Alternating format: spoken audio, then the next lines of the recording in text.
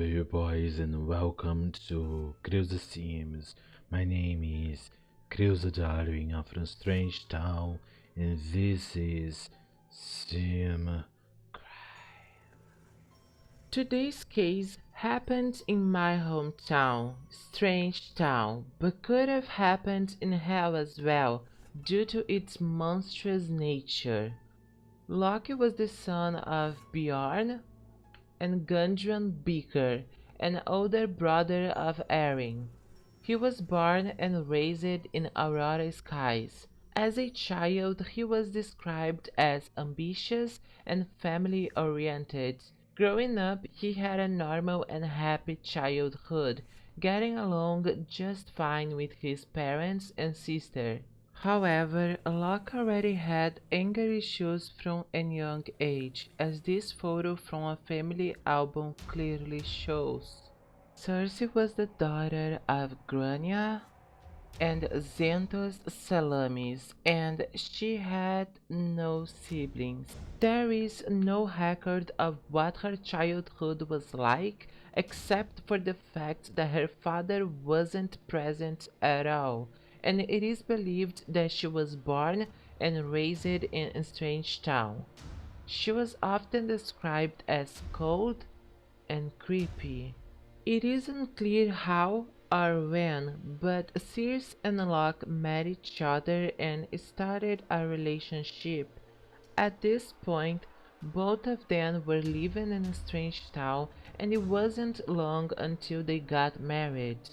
While Circe was in the medicine career, Locke was a scientist, but despite not sharing the same career, they shared the same diabolical tendencies. Their house was creepy enough by the outside look of it, but things would get even darker inside. Together, the couple built a real torture dungeon with different types of machines, designed to inflict pain in name of their pleasure. Soon enough, they got their first subject. Nerve's subject was believed to be the son of Olive Spectre, both from Strangetown as well, and rumor has it he was taken by a social worker due to Olive's being a terrible mother to him. He ended up living in an orphanage, but at some point he left there to live with the Beakers, not knowing he had made a big mistake. Nervis had a girlfriend at that time, Anne Howell, a fellow orphan, who reports him as a missing person not long after he met the Beaker couple. Since the beginning of his staying with Locke and Circe, Nervous' life was constantly threatened by the couple's actions and behavior. He was subjected to experiments that he was told were scientific, but the truth is that he was being tortured for their fun.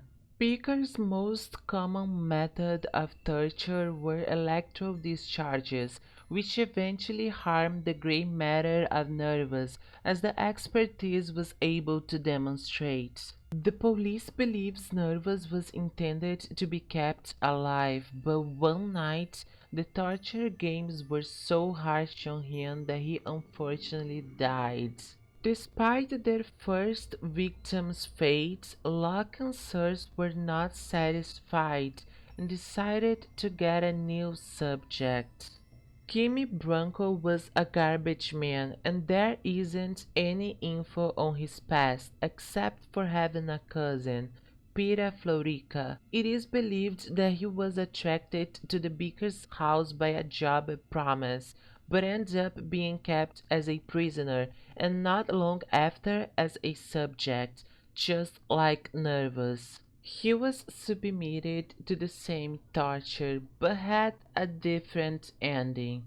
Fortunately, Gimme was able to escape from his kidnappers soon enough to not die, but not soon enough to not be forever traumatized.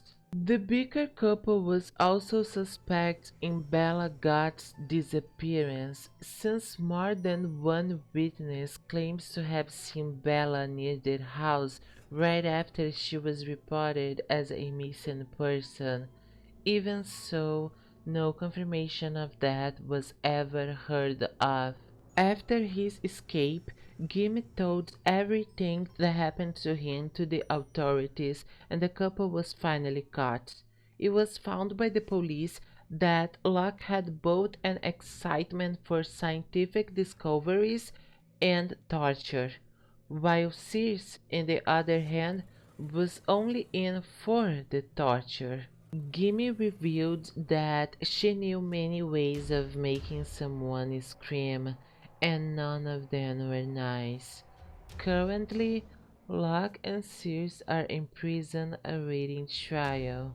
Olive Specter died without knowing that her son Nervous was murdered, while his ex-GF, Annie Howell, who thought that she was left by him, later discovered the truth. Till this day, the Beaker couple's crimes haunt Strangetown, and its inhabitants do their best to forget it, even though they know they can't forget the ignored screams that could be heard from their home. Rumor has it you can still hear them, but nobody lives there anymore. If you know of any information that can help solve the case, please contact the authorities or the family. Thank you for watching, and I'll be watching.